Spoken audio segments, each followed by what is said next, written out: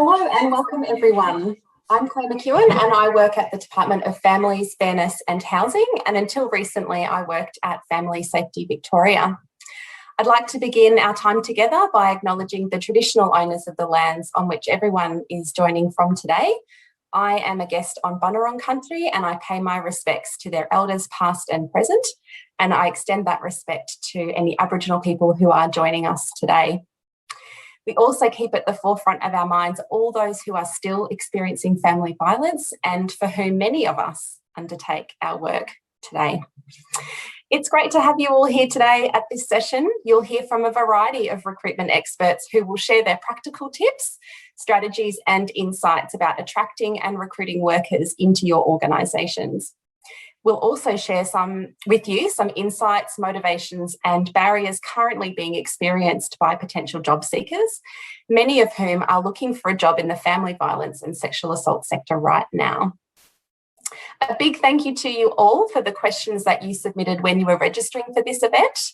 We've tried to frame those questions to the panel based on what you wanted to know more about.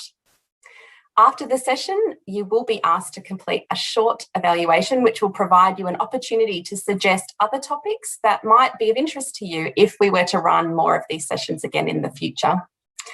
We'll also provide you with a package of recruitment support resources, which will include some strategies for recruitment, how to recruit for diversity, how to utilise the jobs portal to its full functionality, and links to the key resources listed on the employers page. We'll be starting this session with some context around the recruitment challenges currently being experienced across the community services sector, some insights and motivations of potential job seekers, and then we'll start asking our panel members all of the burning recruitment questions you've posed to us. So firstly, I'd like to welcome Rachel Green, who is the Director of the Centre for Workforce Excellence at Family Safety Victoria. Rachel is here to provide some context around the attraction and recruitment campaign, the current workforce supply challenges, and what supports might help you to support your recruitment efforts. Welcome, Rachel. Thank you, Claire, and hello everybody, welcome. I'd also like to acknowledge that I'm coming to you from Wurundjeri land and pay my respects to elders past and present, and those on the lands that you're all meeting from, and our Aboriginal colleagues with us today. So I'm the Director of the Centre for Workforce Excellence, and I'm going to speak really briefly because I just want to get to our fantastic panel who'll be providing some really practical tips in relation to some of the challenges that you are all facing today. So we're keen to make this as useful and practical as possible, and I think the intent is to keep these sessions going, given that this is such a critical area of focus for the sector right now. This is a time of critical recruitment challenges across the social services, community services sector. So I'll give you a little bit of a sense of some of the other things that we are doing to support this, attraction, recruitment, and building and strengthening our practices is one part of that, but there's lots of other work that we, in a policy space and in a practice space and in an organisational space, we need to be doing as well. The recent, I think, implementation of the mandatory minimum qualifications has been a really good initiator in relation to looking and for us to be able to support the sector more strongly. Renae is here from DVRCV, who will also be able to talk through what we're also doing additionally in relation to supporting that and how we keep building on that work and that shift to strengthen practice. A little bit about the campaign for those who've been on this journey. It's, we started in May 2020, launched by the Minister for Prevention of Family Violence. It's been a really important and really useful campaign. So much feedback from the sector has led to kind of continuous improvement. So we now feel like we have a jobs portal that is really meeting the needs of sector stakeholders, of recruitment practice. We've really been able to uplift it since the mandatory minimum quals have come into place. We've done extensive advertising through a couple of bursts. We're really trying to focus the lens in relation to more diversity in the sense of trying to build the cohorts of the sector that's coming in, noting the challenges that we critically have. just some stats to kind of give you a sense of the level of interest out there in being part of working in the family violence and sexual assault sector. We've had 100,000 visits to the Family Violence Jobs Portal, Jobs Hub and Portal since it was upstanding. 12,000 visits to the portal each week. So we know that people are interested and keen, and nearly 3,000 people have registered their details on the portal who are keen to know more. One of the things we want to bring today, and of course the panel will talk to this in more detail, more practical detail, is what we know about potential job seekers. And some of the things we wanted to highlight and tease out today is what are some of the barriers they are describing that we need to be responding to from a policy sense and from a practice and an organisational sense, and how do we support you in terms of the recruitment that you're doing around that. Limited knowledge around the family violence and sexual assault sector is one of the areas that is being highlighted by potential recruits. There's also a lack of understanding about entry pathways. Now, some of the work that you all have been doing, and some, of course, I've been doing this for a long time and do it incredibly well, but some of the areas we want to be able to strengthen is what are those pathways to qualifications, particularly in the context of the new mandatory minimum standards for the family violence sector, noting that the context for the sexual assault sector is different. I think the other kind of barriers are understanding about the context of this. So our constant communications about Rec 209 is a really important part of that flavour. The area rural and regional is one of the other areas that you've all told us is a critical factor. We need to talk about what those opportunities are. We need to structurally think about how we support people moving to the regions, because as we roll out, as our demand for recruitment and for specialist workers is only increasing, as it's only increasing across community services and social services more broadly, we need to look at what are not only the incentives, but how do we support people to make those kind of transitions. But we've also got strong interest. So, 30% of survey respondents said they were interested in moving. So, there's potential to kind of harness that and strengthen that. Key motivators are that, our potential workforce is strongly value-driven and really interested in career progression, positive workplace culture, all the things that we all want from a good workplace, access to good professional development and support.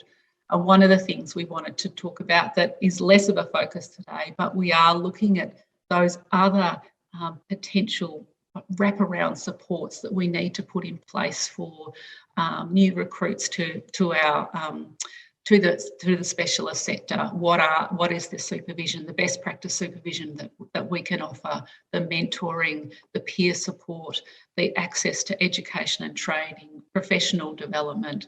So the family violence and sexual assault traineeships work that we're doing from the Centre for Workforce Excellence with the peak bodies is giving us some critical thinking in relation to that. The new graduate program that, again, many of you have done this work for a long period of time, but we're trying to look at some of those levers that we can build in to both attract more people into the sector, but also look at what is the wraparound support.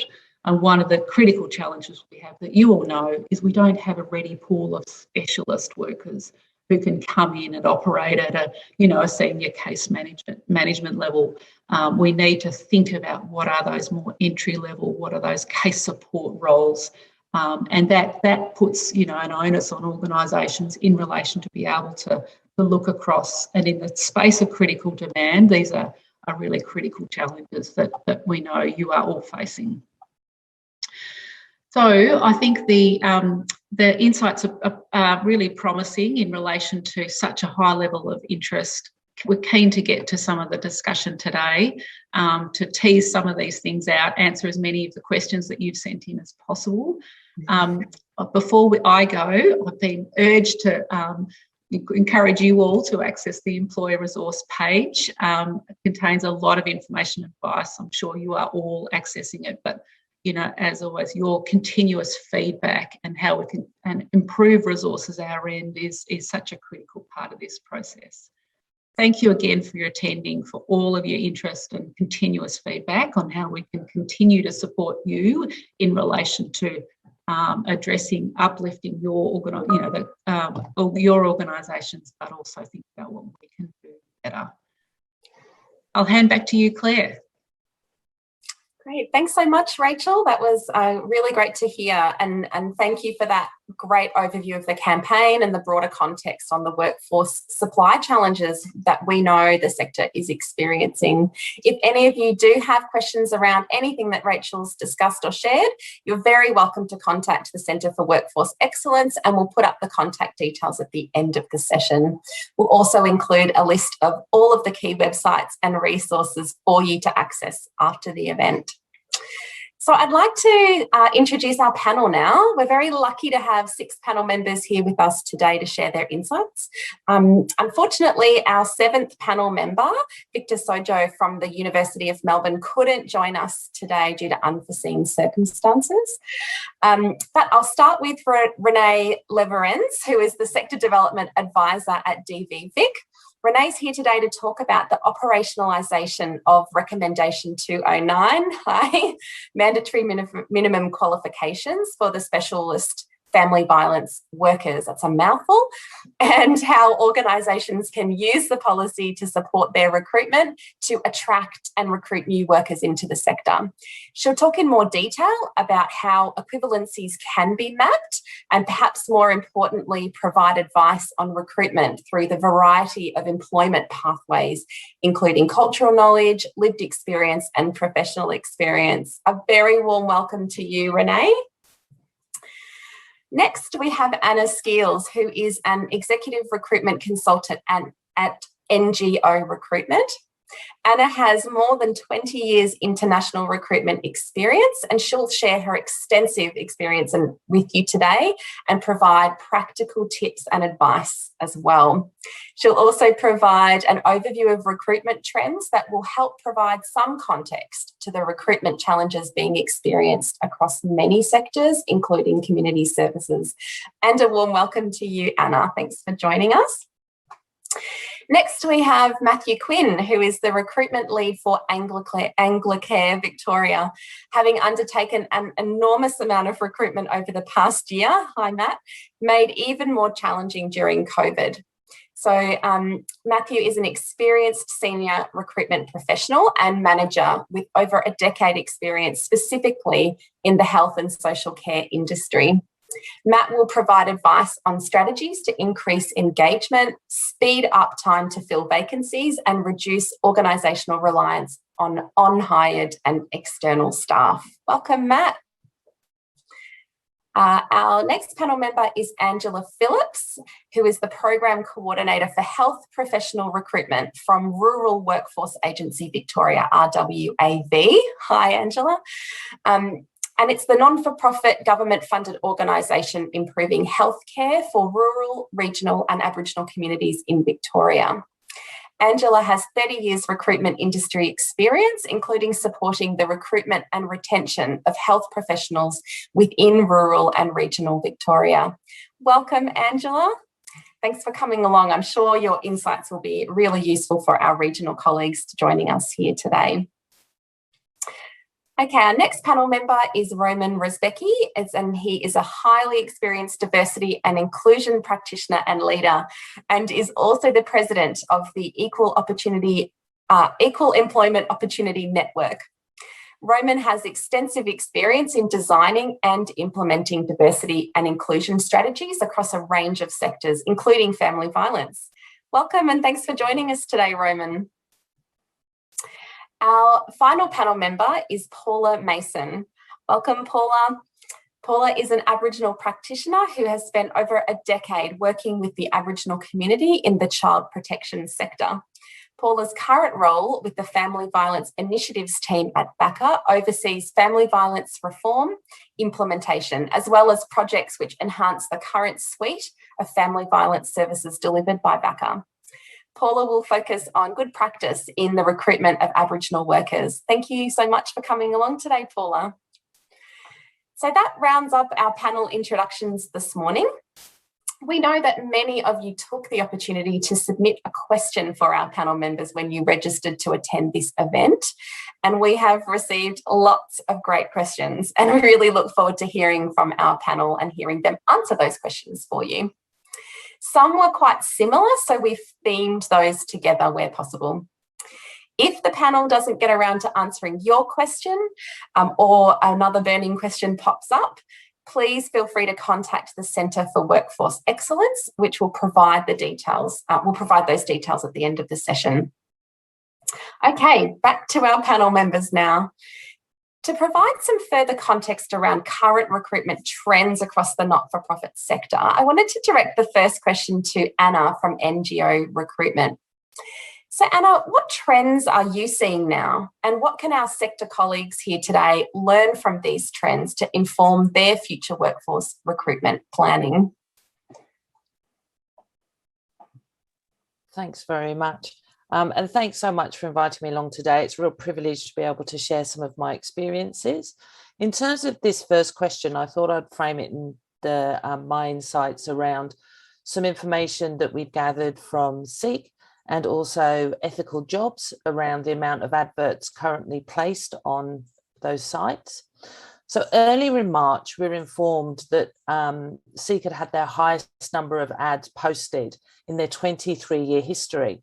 However, then on Thursday, we were informed that they had the most ads ever on their site, in combination with the lowest amount of applications since 2012. So applications are down 0.8 month on month, 34% year on 2 years. So it's a huge difference to what we've been experiencing previously. SEEK, the top 3 industries that this is across, it'd probably be no surprise that it's hospitality and tourism, trades and services, but also healthcare and medical. So healthcare and medical is up 2.8% month on month, 40% year on year, and 33% year on 2 years. So they're the adverts in those sectors at the moment. And also in community support and development, month on month, they're up 1.3%, year on year 1.3%, and a huge 48% year on 2 years. So it really shows that there is more and more roles being advertised out there, and the need is incredible. That, of course, you have to remember with that is the applications at their lowest levels, again, from 2012. There's likely to be lots of different contributing factors around that. And some of the areas that they've mentioned is the reduced labour supply, also people being a little bit more cautious. And I found that in my day-to-day, that there are individuals with the lockdown now, obviously we're all experiencing some more freedoms, but with that, just a fatigue around being able to put in complex applications and wanting to change jobs in something that would be seen as a risky time. And obviously the burnout, you know, there's such high demand, which then means if there's vacancies within the sector, then there's people doing more than they would be doing normally. So I think that really what you can see, what I've taken away from there is that there's going to be fewer applications, and we'll talk a little bit later about potentially how you can deal with that and manage that situation. Thanks so much for sharing that, Anna. Matthew, I might go to you, given that you work for Anglicare, which provides family violence services amongst a range of other services. Do you have anything to add to Anna's comments? Like, do you have any specific learnings and experiences to share from family violence or sexual assault perspective? Yeah, thanks, Claire. I very much like to sort of mirror and back up what Anna was saying. The stats from SEEK were quite worrying initially. And we did see, you know, we have seen and do continue to see, you know, the reduced applicants for the positions, significantly more competition for the same sorts of staff, you know, and a significant shift in the motivating factors that applicants have when considering new employment. At Anglicare Victoria, we're quite lucky to have quite a large scope of practice. And although we were seeing, significant reduction in the number of applicants for the positions that we advertise, it kind of forced us to look a little bit more about Anglicare as a whole, more holistically, our EVP and our offering as an employer, and focus more on the things that applicants are looking for. Work-life balance, job security are two of the most important things for applicants at the moment. So considering the challenges, one of the learnings we had was to look at the organisation more holistically and consider applicants for positions, maybe not only for the positions that they've applied for, but also for other opportunities within Anglicare, opportunities that might perhaps present them with an opportunity to join the industry, to gain the experience that we might be looking for in the future. We also wanted to make sure that the things that we were promoting about Anglicare Victoria and the opportunities, and to try and address the concern and the nervousness of the applicants when moving, we really lived in long term as well. So focusing on work-life balance, which is very important, and also career stability and ongoing opportunities. We really learned that we had to help try and address these concerns quite early. Not only use these as opportunities to promote the organisation and to promote the opportunities, but to look at how that's followed through in the long term, just to give applicants and people who join the organisation the opportunity to sort of alleviate some of those concerns and those worries. Having significantly fewer applicants and potential even passive job seekers to consider meant that we had to think slightly outside of the square. But I mean, considering everything and working with applicants more consultatively, considering them and their desires and their career progression opportunities and what they're looking for in the long term, meant that we could perhaps move people into different areas, which would help increase the pool for the future. It has been very challenging though, but there's a few things that we've been able to do that have helped. Great, thank you so much. I'm wondering, Angela, what are you noticing from a rural and regional recruitment perspective? Are there any additional barriers facing regional organisations who are seeking to attract and recruit new workers? Yeah, look, that's a great question, and I'm very passionate about rural and regional. One of the positive things is that we've heard that 1 in 5 millennials are considering moving to a regional area in the next 2 years, with the drivers being impact of COVID, wanting a bigger place and better work-life balance. So they're the top 3 drivers. So that whole sort of sea change trend is appealing to candidates, particularly that younger cohort. So that's a positive thing in the future.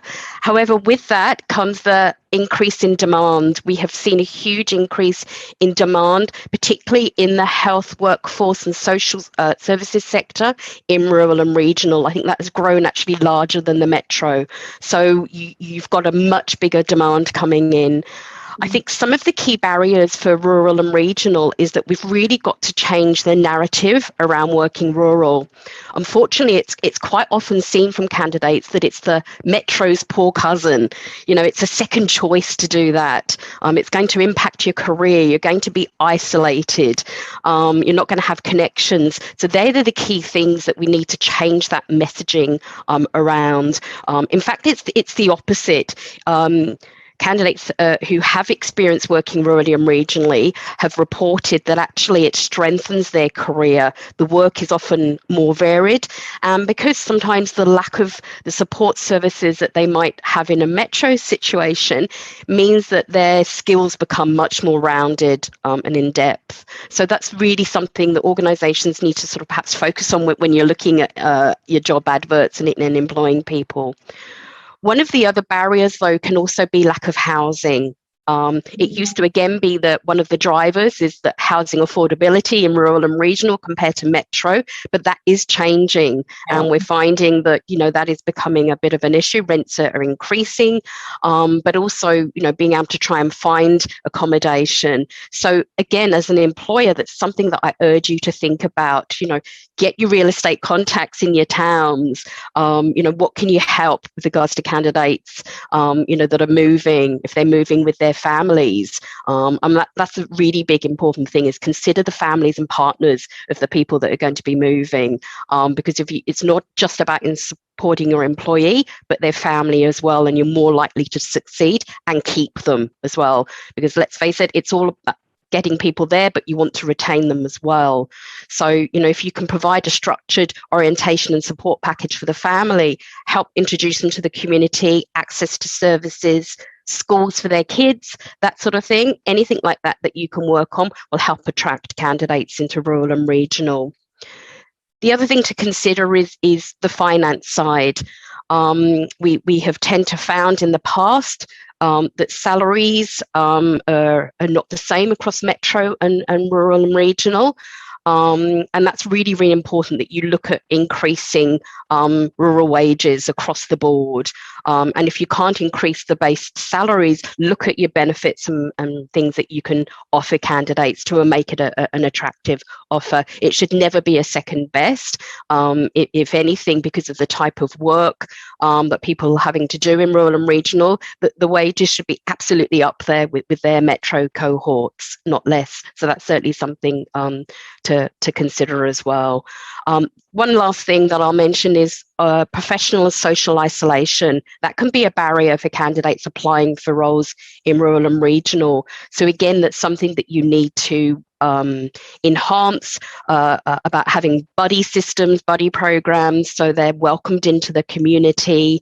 If they can join local sporting teams, community events, all of those things will help sort of assimilate them to make that move.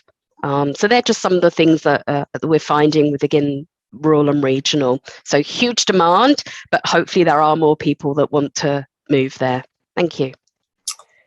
Thanks so much, Angela. What a great response. I can also identify with that draw of wanting to get out of the metro context I want to get out to. Look, I'm really interested to hear from you, Paula. Do you have anything that you would add from an ACCO perspective?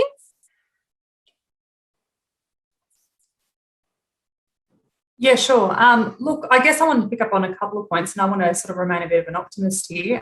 We know that a lot of children have gone back to school over the last week, and that we're heading towards a future where we've got kids at school and parents freed up, I guess, to think a bit more about their careers and where they want to go. So while we might not be seeing a whole lot of applications at the moment, I think that potentially that might change over the next few months. I certainly know in terms of there's a lot of Aboriginal community members who have been sticking it out at home, making sure that their kids have gotten through schooling and they've all got out the other end intact. We know that there's been a high demand for Aboriginal staff. Over the last decade, there has been a lot of investment in Aboriginal services and Aboriginal positions. So it's not anything new to the ACCO sector to know that it can be a struggle to find Aboriginal staff who want to come into the field. But just in terms of rural as well, because I'm somebody who spent time in rural recruiting Aboriginal staff, I think there's a healthy amount of optimism that now that we've got some border restrictions changing and people coming out to regional, there are Aboriginal people out there who have not been on country for close to 12 months and they're aching for home. They might live in metro, but their home country might be in rural. And I think that you're right, there's a sense there that people really want to get out to regional. There are opportunities now that there weren't before, potentially with the use of technology as well.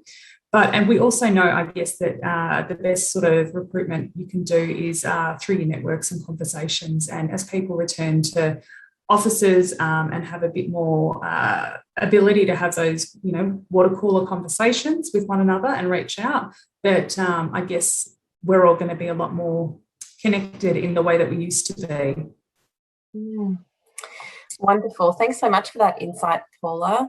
And to everyone else, thank you, Anna, Matthew, Angela, and Paula. That was really helpful and insightful, and I'm sure it's provided a lot of food for thought for our attendees today. The next question is for all panel members. In such a competitive recruitment environment, what advice, tips or strategies would you recommend employers consider when seeking to attract and recruit new workers, including graduates? I'll start with you, Anna. Thanks very much, Claire. Look, I mean, I think that the message I'd like to convey here is that you only really need one person to do the job. So gone are the days where you could potentially have a short list or amount of candidates to interview that would be 3 to 5 people. Because of the shortage at the moment, I think we need to think differently about how that's actually going to work. So essentially, if you've got 1 or 2 people to interview, what we'd really like to be able to do is make an informed decision about that recruitment piece with that fewer number of applications, shortlisted candidates, interview candidates. And one of the ways that you can do that, and this is something that we try and convey to our clients, is that if you're recruiting a role often, then essentially you can think about other applications or other individuals that you've interviewed whilst interviewing your current role. And I would say even to 6 to 8 months ago, if you recruited the same role, think about those applications, think about those interviews. And if you've got just 1 or 2 people, compare them back to that particular experience, and that will be able to then give you the comparison that you may want, that you've been used to having, but just don't have in this current environment.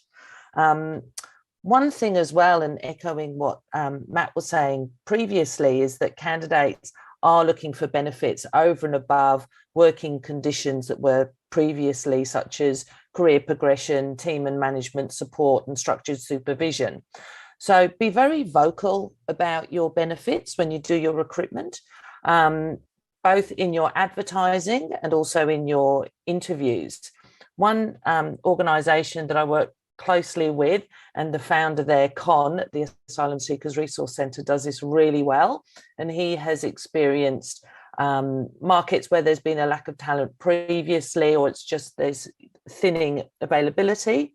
And some of the things that he puts into his adverts and his campaigns when he's reaching out is the salary packaging, obviously, but also all the benefits of that, if there's a meals and entertainment packaging as well, any additional days off, your annual leave and your leave loading, additional paid Christmas leave if you have that. If it's a permanent job or a contract job, if it's a permanent job, definitely be speaking about that.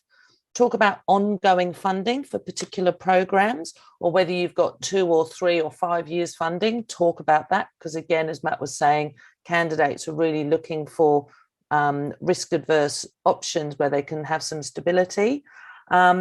Flexibility, you know, that used to be a real benefit, but nowadays so many people work from home, and I think also in some ways it's a additional benefit to be able to go into an office or to go on site. But talk about that and find out what your workforce is wanting, and then be able to show your flexibility when you're attracting people in. So if there is somebody that really wants to be on site, doesn't want to work from home all the time, really make that as a benefit, essentially. Additional personal leave, family and domestic violence leave, really important to talk about that. Compassionate leave, paid parental leave as well. Really, you know, voice that if it's an option that you have. Professional development's always really attractive. Con at the ASRC has the ability of giving everybody a free lunch every day because all their members come in or have been coming in the past. And things like close to transport and free car parking. So things that we all sort of take for granted in our day-to-day, but really talk about it in your adverts, in your interviews, so people are well aware. Wonderful, Anna. So many things covered there. Matthew, what about from your perspective?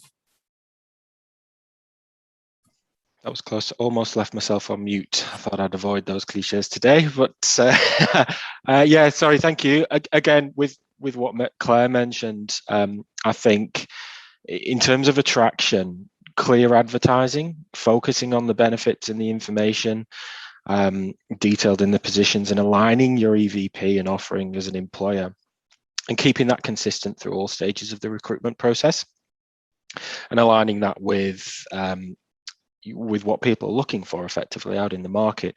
As Anna said, permanent positions are really important with the stability in mind. So if you have the opportunity to promote the future plans of your organisation, the objectives, your mission, your values, to really help applicants visualise themselves with an organisation, not just in the short term for one specific position, but obviously in the long term when considering their career as well.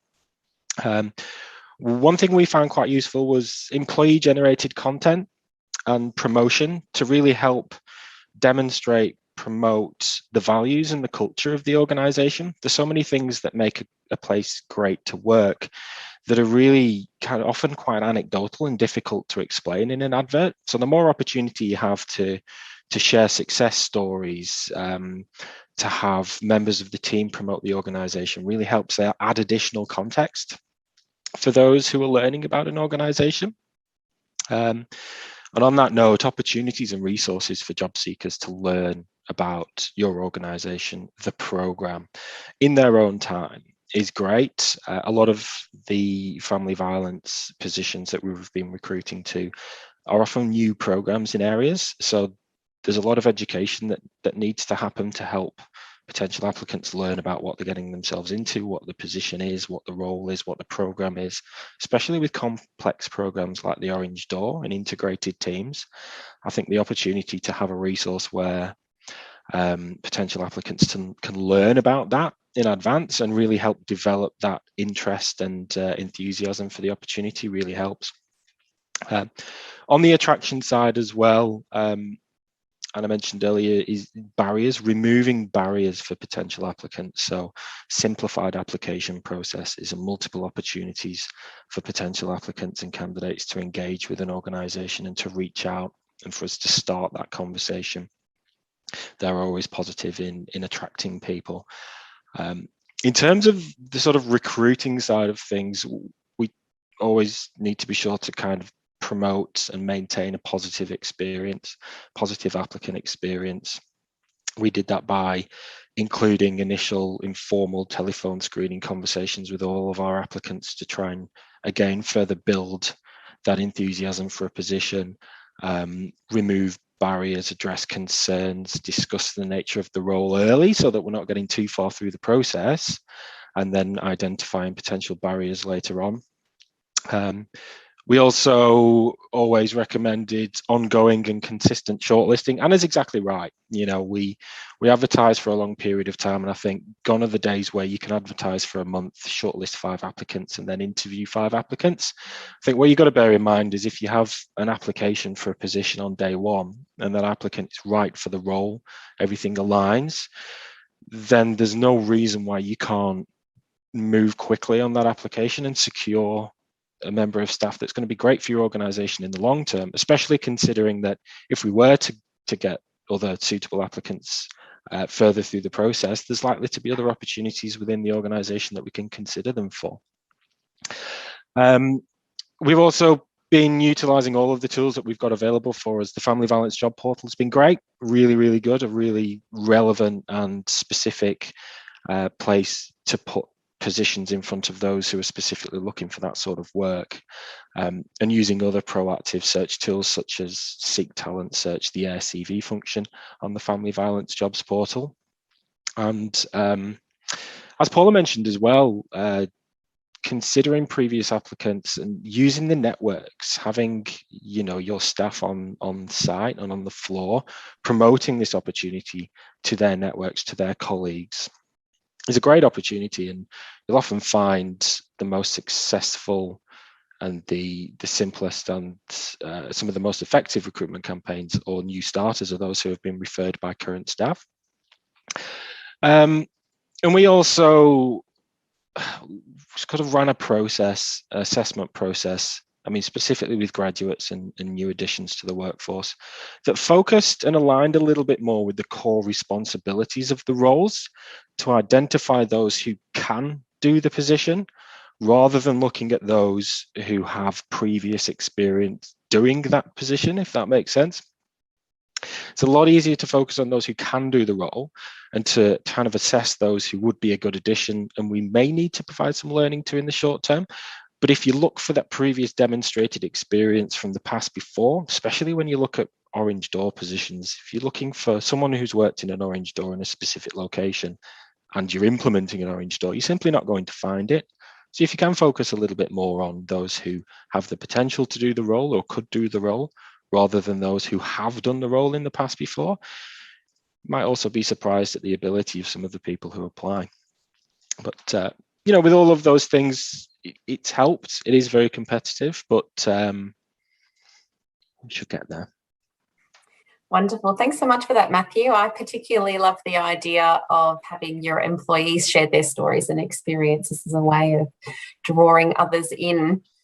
Angela, what about for you? What from your perspective? What would you recommend employers consider when wanting to attract and recruit new workers, including graduates? Yeah, look, and again, it's a really, I think, important question. I'm certainly going to mirror some of the things that Anna and Matt brought up. One of the things that I would sort of suggest to recommend is things like open days, career days, which you could potentially do even as a region. Although people will be thinking, no, because we want the best candidates. We don't want someone else to get them. But seriously, if you can, get together with other organisations within a region and do some career days, open days, it's a good way to invite potential candidates coming in so they can find out a little bit more about what your organisations do, and it's a great way for networking as well. On the graduate side, university talks is something that we've actually done at our wave, is that we've gone to a number of the different universities to the final year students and giving them a bit of a talk. Our focus obviously was on rural and regional, what kind of jobs in the healthcare system could be open to them. And it's another way of trying to overcome some of those mental barriers or hurdles that they might have. Have they considered working rurally or regionally? So, tapping in with your universities is another really good way to go. I agree with what Matt was saying with regards to that whole networking, social media side, asking your staff to refer a friend. Let's take a step back. Have you looked to your existing staff? Is there anyone of your existing staff that actually could be upskilled to do that role? And then maybe you could backfill there. So don't forget actually to look at the existing staff that you've got when new opportunities do come up. You've got to be really proactive in your search. And these days it is all about networking and social media and going through there. Good job ads, really important, that sell the role and the environment where the person's going to be working. I agree with Matt there. Stories and videos, having people talking about the role and about the organisation and what they do can be really, really powerful. We all love stories. We all love to hear that anecdotal information, and even putting it into a video and attaching that to your advert can be so powerful. The key thing is obviously also then looking at your key selling points, as Anna already mentioned, the benefits and the supports and the perks. A lot of organisations make the mistake when they're advertising a role of doing it all about the qualifications and skills needed, whereas candidates are looking at what's in it for me. So you really need to try and focus on those benefits and supports and perks that you can offer. Same with your job descriptions. Sometimes they're just too full of company policy and not enough about what people will be doing on a daily basis. So they can read a job description and have no idea of what actually they're going to be involved in doing. So make your job descriptions and with your adverts really clear. I think also another thing that I would recommend is avoid putting lengthy key selection criteria in your adverts. That can be quite off-putting if a candidate sees that and there's a list of 15 to 20 things that they've got to meet, and they're like, no, okay, I'm not going to apply for this position. So I would say hold off on your key selection criteria until you get to a stage 2, just so you can attract more candidates in that way, and then you can then narrow that down further. I also think how you actually go through the application process is really important as well. And Matt touched on this a bit. It is competitive out there. If you've got a good candidate, you need to move on them. So when you're actually putting out a vacancy there, make sure that you speak to all the right people in your organisation so you know who would be on an interview panel. What is your process going to be? Don't make the candidates jump through hoops at those first stages. Get back to candidates in a timely manner. That is so important. If you like the sound of somebody, get in there and arrange an interview. We've had experiences with some rural organisations where their company policy was that they had to interview at least 2 or 3 people. And I'm like, really?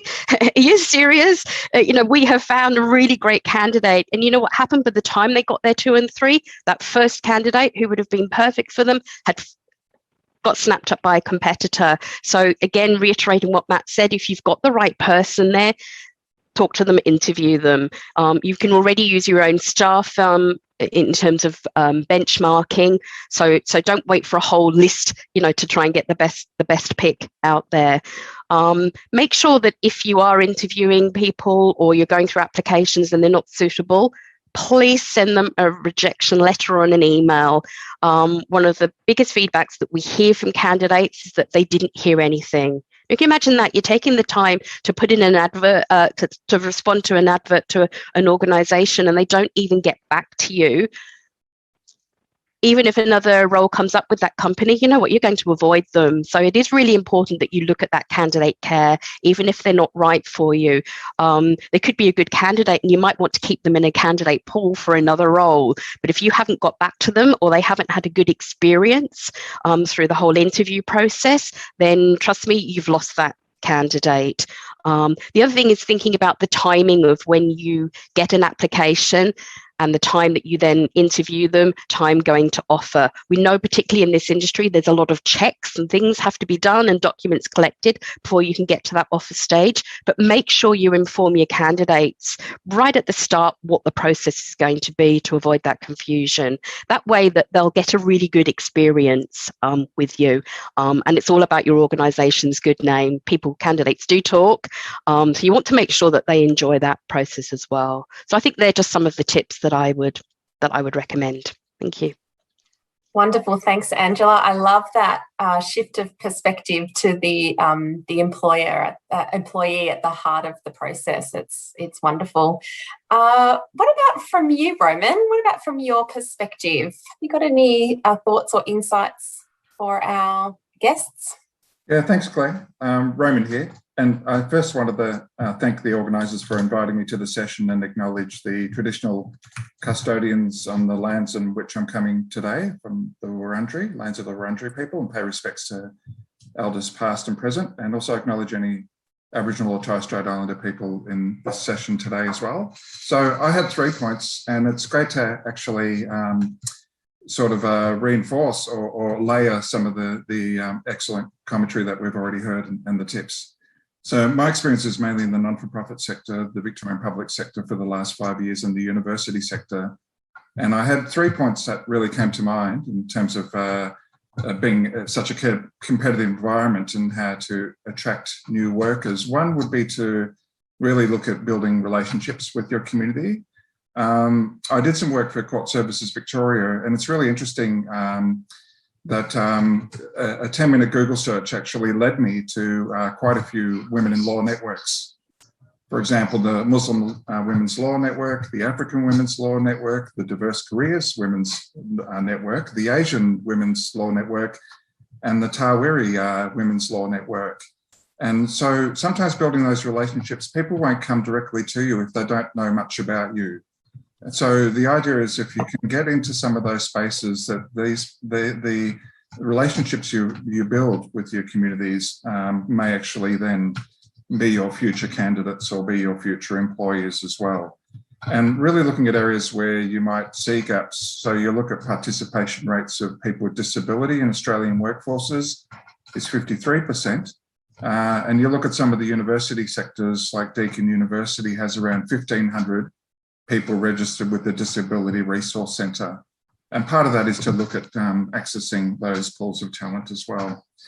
The second point really that I have to make is around public image and also what's your point of difference. So working in the public sector entity, when I compare it with corporates are great at actually really selling the point around diversity and inclusion. So you look at, for example, the Zero Diversity Inclusion website, and it's very welcoming that if you're a person with multiple dimensions of diversity, then you can actually see yourself in the advertising, where the Victorian public sector tends to be quite sterile in its approach. So what people are looking for, I think, is to make sure that there is good public image, not tokenistic, where you actually can also clearly articulate the values of the organisation. So for someone personally like me to work in the university sector or a CSIRO or ESTA 000 recently, at the core of the work really is to ensure that, for me, that I'm doing something good for the community. It's a vocation rather than a career. And those organisations I'm attracted to really promote those values as well. There's great messaging, there's welcoming messaging, usually by a CEO publicly to tell me that, yes, I am welcome in this organisation. I'm a person with disability and I feel that I can apply to this place as well. A lot of people are also looking for ethical organisations. So I've been reading with interest the last few weeks around the Great Resignation movement and how people are actually really contemplating or reassessing their values to be committing to work that really means something. So a lot of our work that you're doing at the moment, empathy and inclusion at the core of your people and how you bring that about. And then thirdly, really, is to look at how looking at the potentials, the challenges that you have in the profession. And we find this similar with the D&I work, that at times you get a lack of skills or knowledge base, and you don't want to compromise the integrity of the process. So what we've been doing with EON, the EON non-for-profit network, which is a volunteer-based network, is to make sure that we provide clear pathways for self-learning. And a few of the panel members have suggested this as well, that to people to be really clear what they really need in order to meet those requirements of the role and the challenges with the role, including emotional labour as well. A good recruitment experience often is where you can actually, there's nothing worse than when you're applying for the job and you get reject letter after reject letter. And then if you're someone who's new to the field, you can easily be talked out of actually pursuing a career where your passions lie. So for me, I think a very good recruitment experience to really identify, to say, okay, well, these are some of the areas, there's some great potential. I can see you're doing some great work, you're heading down the right track, but these are some of the elements that you need to consider to really get you to the level that we require. So the good recruitment also experience means finally that there's a great practice happening at the VACCA tribunals with our Koori network that actually then ensure that the interview process or the courts are culturally safe and also have symbolisms. So when Aboriginal people walk into the particular area, they can actually see symbols and they can see cultural appropriate symbols that make them actually feel safe when they walk into the venue. And often we might not see that. I've been to interviews where I had to climb long flights of stairs to go for a diversity role. So the idea is to really look at where you might have racially blind or gender blind or disability blind practices and to look at uncovering those. So there's sort of 3 points that I had that really reinforcing some of the points that have already been raised today.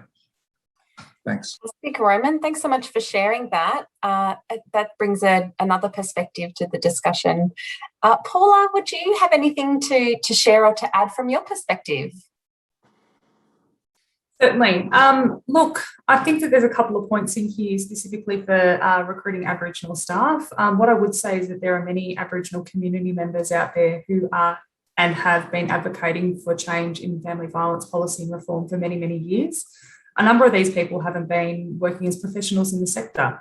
And really, I guess, to tap into these groups of people, organisations really need to look to make genuine networks with Aboriginal forums and local Aboriginal groups to be able to promote the organisation and really be, I guess, taking the message to them that you are looking to have a family violence service which is inclusive of Aboriginal people and provides a culturally safe response.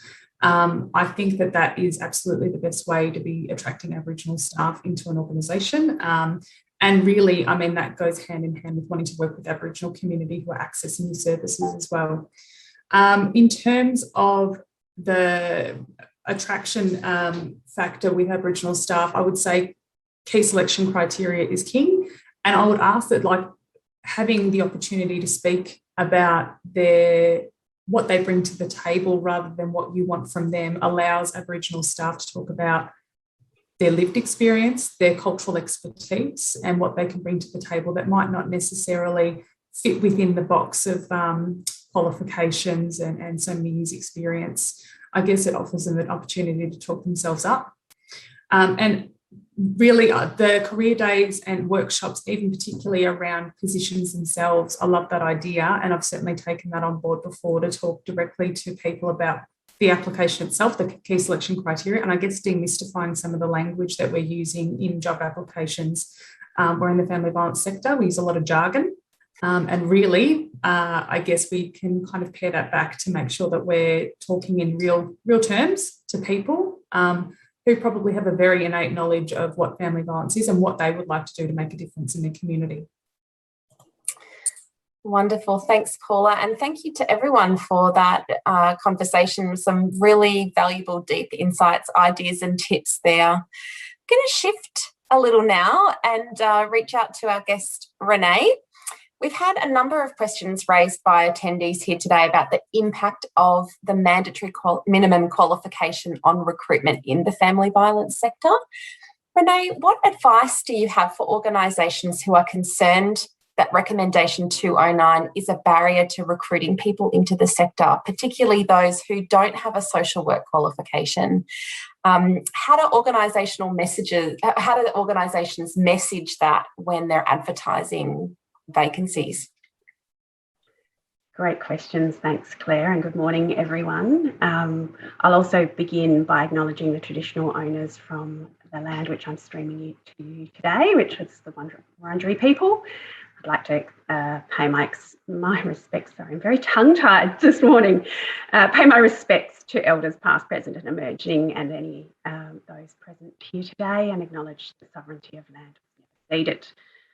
So back to those questions. The first point I'd like to highlight is that the minimum qualification equivalency principles in Recommendation 209 line up with many elements of the Bachelor of Social Work, but they were actually developed to ensure there's flexibility for recruiting specialist family violence practitioners with a diverse range of qualifications. So the reality is that somebody could have, say, a Bachelor of Community and Human Services, or a graduate certificate in domestic violence response, or perhaps a graduate diploma in child, family and community nursing, and they could potentially have an equivalent qualification. Or, for example, they might have a Bachelor of Youth Work, or a Bachelor of Nursing, or a graduate certificate in mental health, or a graduate diploma in counselling, and those qualifications might cover the vast majority of the equivalencies and give them an eligibility pathway. And then they could work while they cover off on any remaining equivalency principles through a couple of individual accredited subjects and probably comprehensive Marin training, and that would meet the equivalency. Alternatively, they might have something like a diploma level related qualification, so maybe a diploma of community services that would give them an eligibility pathway. And then they could work while they study a higher level qualification, which might, for them, prefer the Bachelor of Social Work, or it might be one of the graduate certificates in family violence that are available, and some of them online as well for regional candidates who might not have a campus nearby. So as you can tell, there's quite a variety of the qualifications that a candidate could present with, and still actually be employed, eligible to be employed.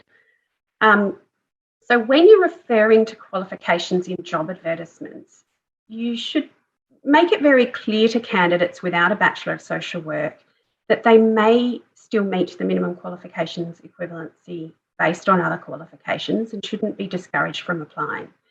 And that those who don't have an equivalent may be eligible to be employed as long as they're still willing to work towards an equivalency within a particular time period. So keep that language around qualifications encouraging. In terms of actually mapping equivalencies of those candidates who don't have that bachelor or a master's of social work, Family Safety Victoria have created an organisational toolkit, which I can send to you if you're someone who doesn't have that. And that toolkit includes an equivalency principle self-assessment tool. I would really recommend you take advantage of this tool, and if you want to create a similar tool of your own, you can do that too. And then request candidates to fill it in so you can see how aligned their qualifications are to those equivalency principles. And as Angela mentioned before, this could be done at that stage 2 process of your recruitment so that it's less daunting and gives them a bit of encouragement that they perhaps might be shortlisted at this point, and they're not feeling like they have to address everything right up front. The toolkit also has some sample position descriptions and other useful documents for your recruitment as well, which I won't go into.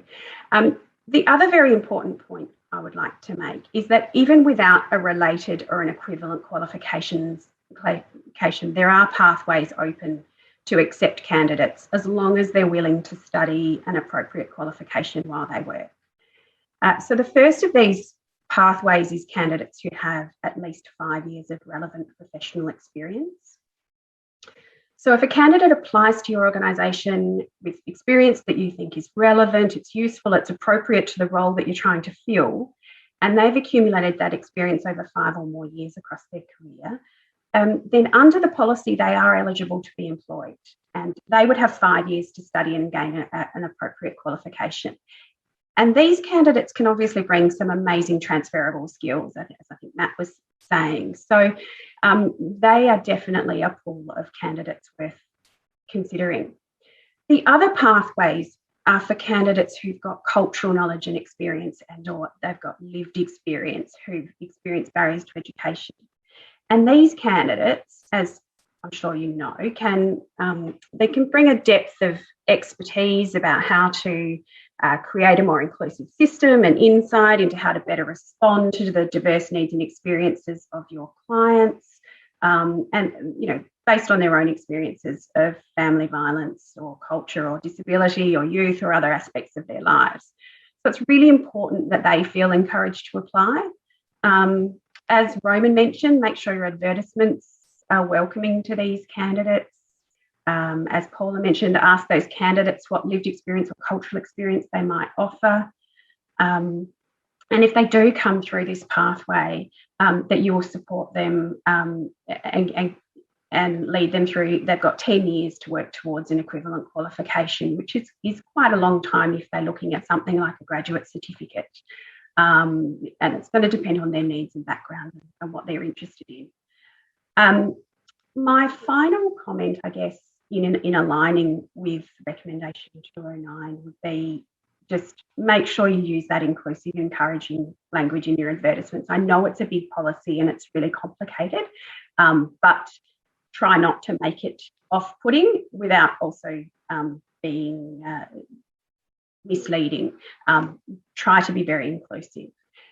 Explain in the position description that candidates should have a relevant qualification or be willing to work towards one. We need them to be very clear that they will need to do that, but be clear that there are multiple eligibility pathways for them who are willing to study. And, someone who's got that passion and drive to do a bit of study on the side will likely be an amazing candidate for you. So I think if you do those things, you give yourself an opportunity to attract a really diverse pool of candidates who will broaden and expand your organisational talent pool. Thanks so much, Renae, for that really detailed response. And I think it leads very nicely into our next question, which relates to inclusive recruitment and how to do that well. So we know that diversity in backgrounds and experience is critical for the family violence and sexual assault sectors, as service users are far more likely to seek support and have a positive experience if their worker represents them and their cultural or demographic background. Roman, what advice would you like to share today about the value of recruiting for diversity and how to do that well?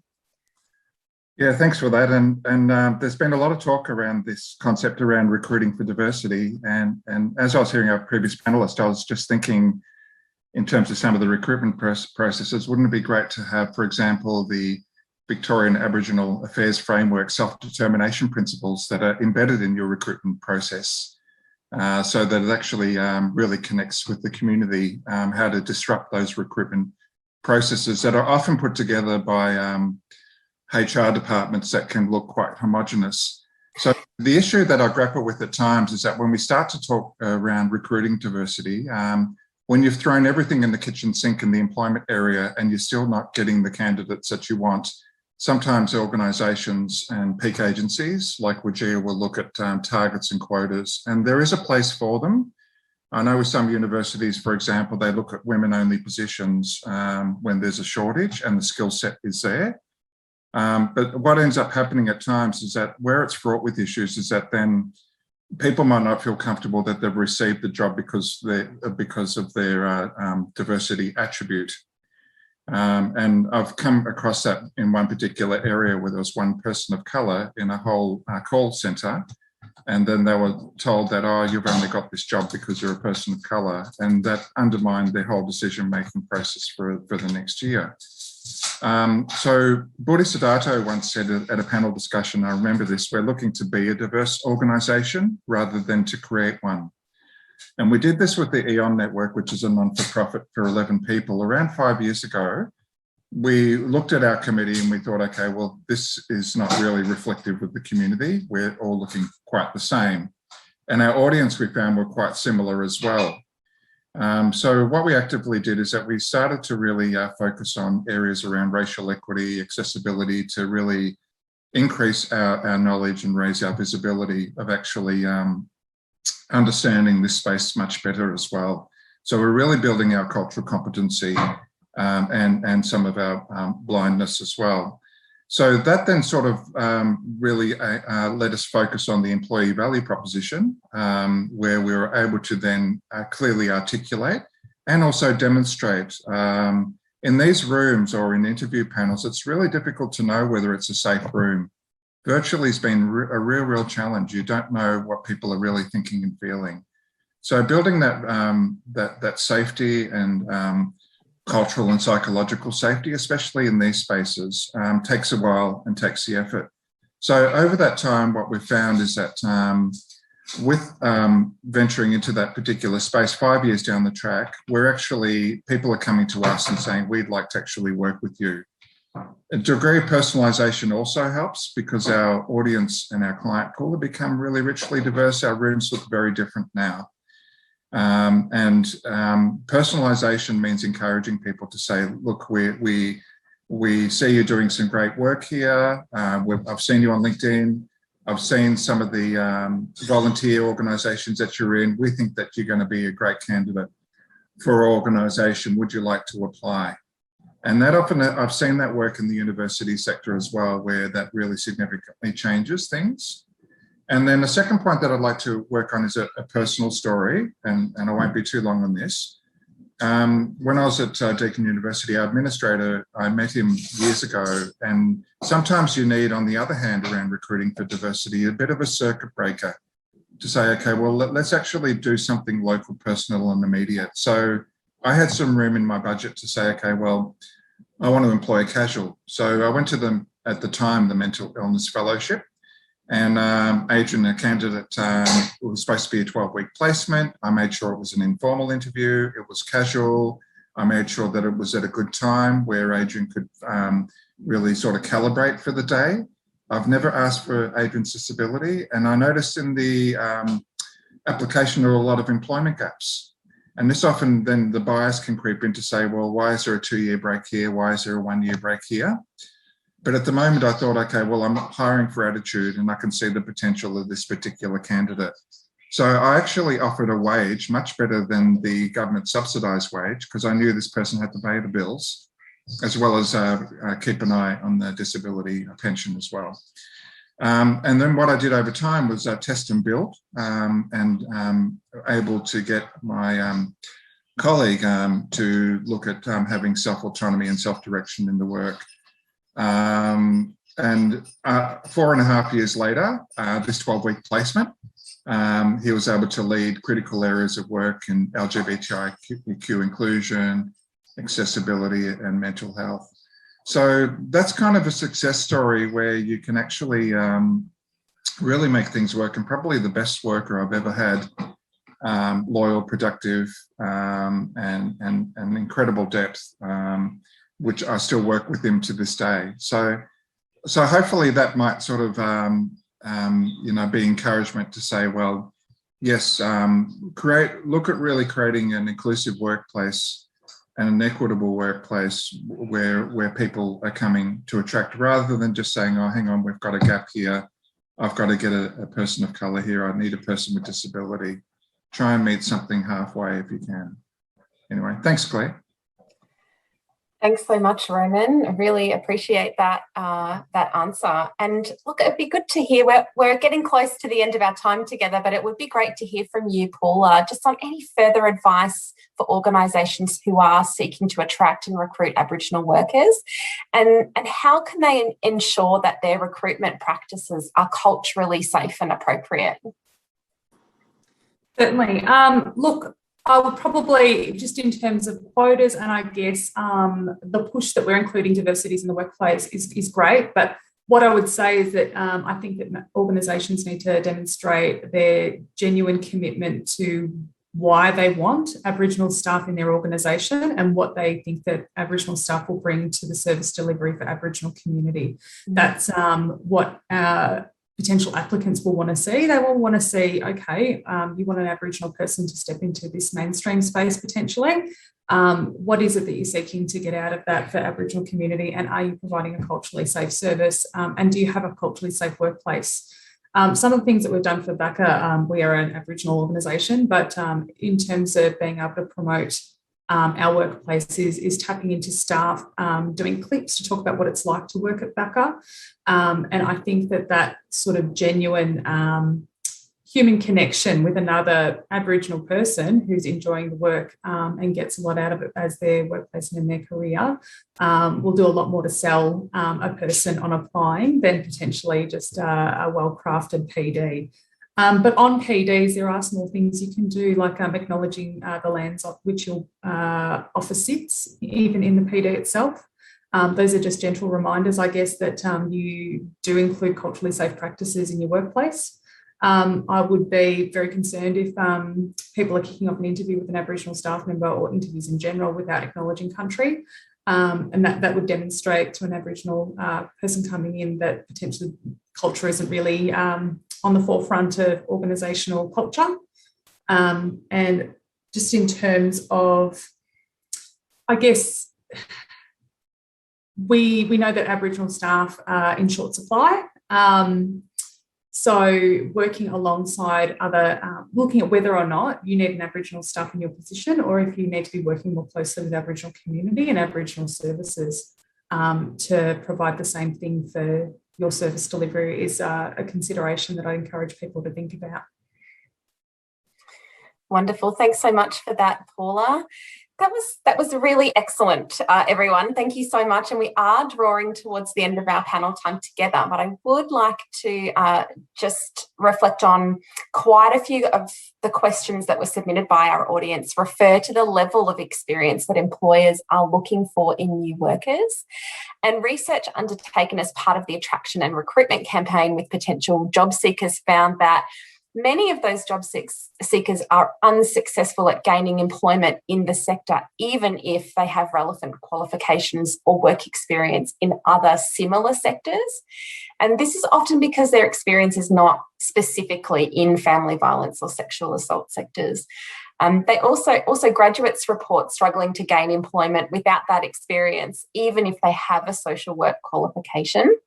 So the question for the panel is, how should employers consider such applications and ensure that their job advertisements and recruitment approach doesn't inadvertently discourage those applicants from potentially the applications that come in from those potentially high quality staff who don't tick all of the boxes straight away. So it's really open to everyone. I might start with you, Anna, and see how far we get with time. Thanks ever so much, Claire. Look, I'll be brief. I think one of the things, and thanks everybody so much for all the really interesting information around being inclusive. And I think that this again hones into job advertisements and also position descriptions.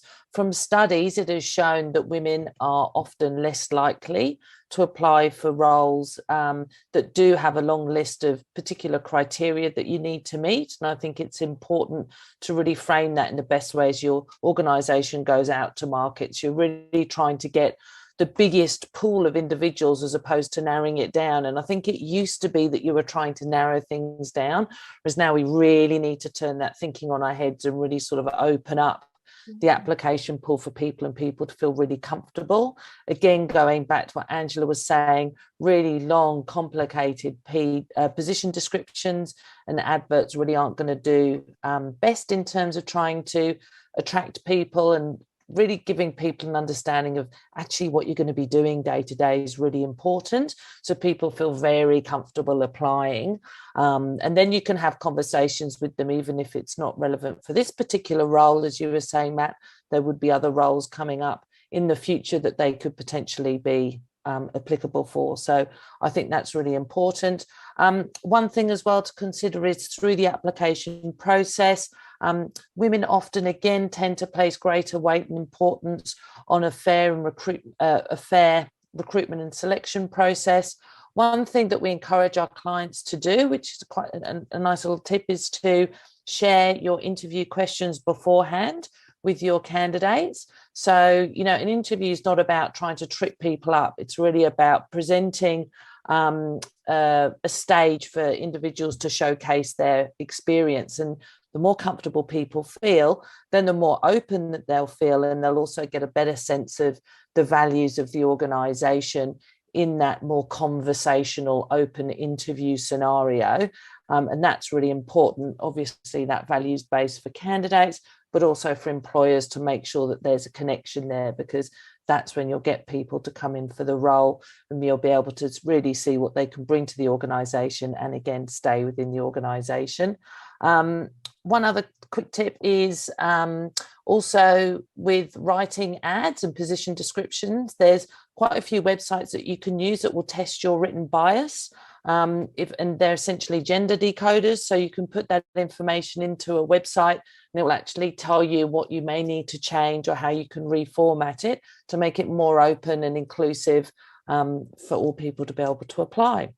So I'll just try to keep that brief, but yeah, they're my key points.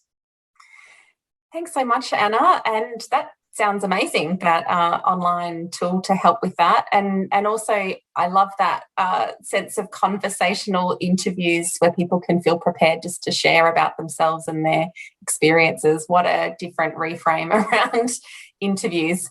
Less terror, more just having a yarn would be good. Matthew, is there anything else that you might add to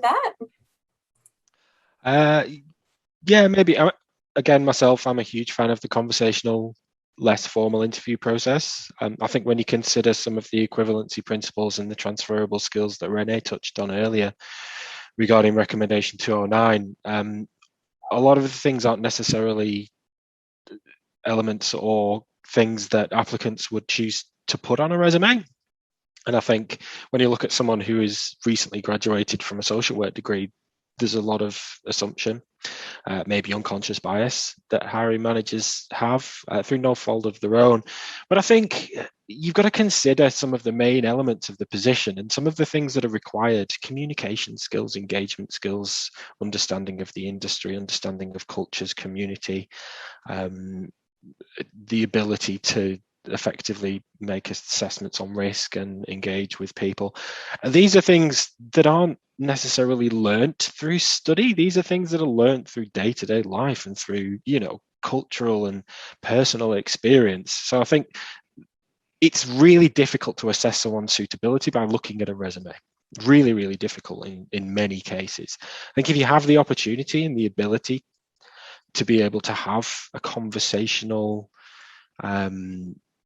informal interview process, initial assessment, it'll really help you learn more about applicants. And I think everyone will agree that a high percentage or a really big part of the recruitment process is feel and gut feel sometimes for suitability with an organization. And again, you can't do that from reviewing a resume. So the more you can be involved and the more you can communicate with your applicants, the easier it's going to be for you to identify those who don't necessarily look perfect on paper, but you could otherwise miss.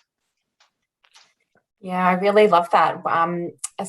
Bringing the attention to that lived cultural or personal experience is really great. Angela, any pearls of wisdom from you around this? Yeah, look, just a couple more things. I think one is to just remember that no job is ever filled by a candidate who fitted it perfectly, that had every single requirement listed. That just doesn't happen. So make sure when you are thinking about your job descriptions, build one that's actually fillable, that people can answer to, depending on the level of the role. Does a receptionist role need a master's degree, really? So think about those sort of things when you're putting together an advert. I would say for those candidates that perhaps don't tick all the boxes as well, is looking at case studies and behavioural based assessments can be great tools to focus on those candidates who don't check all the boxes, because those tools will help you identify those transferable skills.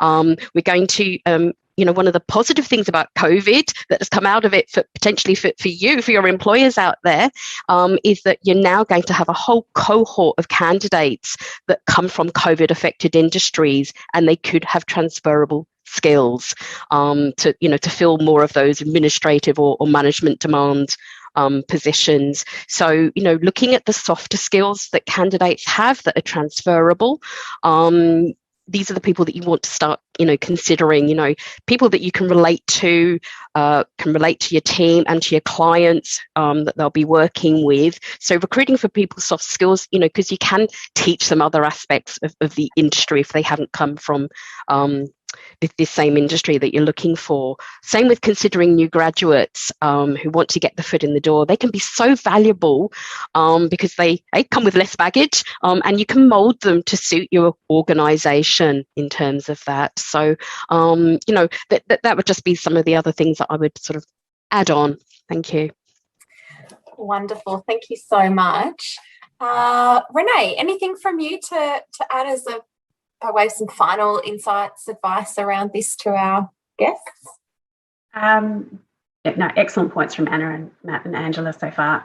Just from a recommendation 209 perspective, I'd say you will get a richer pool of candidates if you stayed up front, that you'll consider those candidates who have related degrees or 5 years of relevant professional experience, or those who have cultural knowledge or lived experience and are willing to work towards a relevant qualification. And also worth suggesting that interested candidates who don't know if they fit the criteria or don't have a Bachelor of Social Work to contact the recruiter and ask and just have a discussion about their qualifications, and that you could provide them with a self-assessment tool so they can see where they stand. Yeah, wonderful. I heard that message quite strongly about reaching out and having conversations with people early as a way of opening that up and getting some thoughts going. Roman, would you like to share anything about this? Yeah, I've probably got two final points. One is to really bring a bit of science to your work, to look at which parts of the recruitment process that you need to disrupt. So often I look at application rates, shortlisting rates, etc. So that's one, is to look at where there's underrepresentation, because we get this in the diversity inclusion space. That I'm probably one of the few males who work in this area. But the second point too, what I usually do is when I look for a new organisation or recommend someone, I look at their executive team. I go online, and then usually people ask, do I see myself there? And I'll finish with a great story. I was involved with the Barundjinjung, which is the 5-year Aboriginal employment, BPS employment strategy. And we had an intern come with us, which was amazing. for 12 weeks. And we set up a diversity inclusion council with the CEO and executive. And we ended up getting Sarah into the room to be part of the decision-making process and at the decision-making table, not just to be a passive voice, but to be an active contributor to our D&I vision.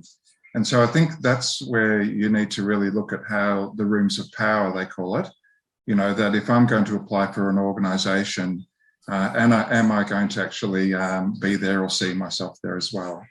So they're sort of 2 points that I had to finish with. Thank you. Wonderful. Thank you, Roman. And what a great reminder to reflect on power throughout the recruitment and interview process. Paula, I'd love it if you could share anything else to round off our panel discussion around this question. Yeah, certainly. And I mean, it's probably from personal experience, I would say that some of the best practitioners I've worked with over the years have been people who have not come up through bachelor degrees and a place of privilege. They have known real struggle, they've got lived experience, and they've fought hard to get into the industry and do the work that they're very, very passionate about. And I don't think you can replicate that kind of passion and dedication to a vocation than that. So I think that there's a lot to be said for people who might not met it on paper, and certainly any of the pre-screening and, you know, paying particular attention to interview questions that allow, I guess, conversations to flow from why people are motivated to apply for the position should be held in, you know, pretty decent weight. Wonderful, Paula. Thank you so much. And I love that reminder around the value of lived experience and passion and dedication. Really appreciate that. Thank you all for your incredibly thoughtful answers, particularly to that question, but also to everything else we've talked about today. And I love those final insights and advice that you've provided for everyone listening today. It does bring us to the end of our panel discussion. And just another big thank you to you all for sharing your experiences and your wisdom with us. We've gone through quite a number of questions, and I'm sorry if we didn't answer your question out there today. If we didn't, or you have got something else that you'd love to ask, please get in touch with the Centre for Workforce Excellence and they will be able to answer that question for you. The email address will be on the screen, but it's cwe@familysafety.vic.gov.au. If I can leave you with some final reflections, here are a few. So research indicates that your job advertisements should refer to the motivations of potential workers, including their values, social justice, equality, feminist and women's rights, the opportunity for them to be part of or contribute to change, the diversity of roles, backgrounds and experiences within the sector, and their potential to work in a career that is meaningful, challenging and rewarding. I think we all agree that a sector that's made up of a diverse group of individuals that reflect more accurately the communities that we serve is increasingly important. Therefore, organisations that practice inclusive recruitment will be critical in growing the sector and ensuring that the workforce is high quality, representative and supported. And we've heard about a range of experience that contributes to that today. Thanks again for attending today's session. We welcome any feedback you have, so please feel free to share that with the Centre for Workforce Excellence at the email address I just shared, and that will pop up on the slide at the end. You will also be sent, as I mentioned, a quick evaluation form after the session. So please, your gift of feedback will be highly valued. So please provide that, whether today was helpful or whether you'd like to see further sessions on similar topics in the future. If you've joined us a bit late today, a recording of this event will also be uploaded to the employer's resource webpage listed on the slide. So feel free to share that through your networks. And as Rachel mentioned earlier, a Recruitment Insights resource pack will be sent to you after today's session. The Centre for Workforce Excellence would be happy to hear any further suggestions on content or resources that could be useful to you in the future. So thank you again. It's been a pleasure to be with you here all today. And thanks.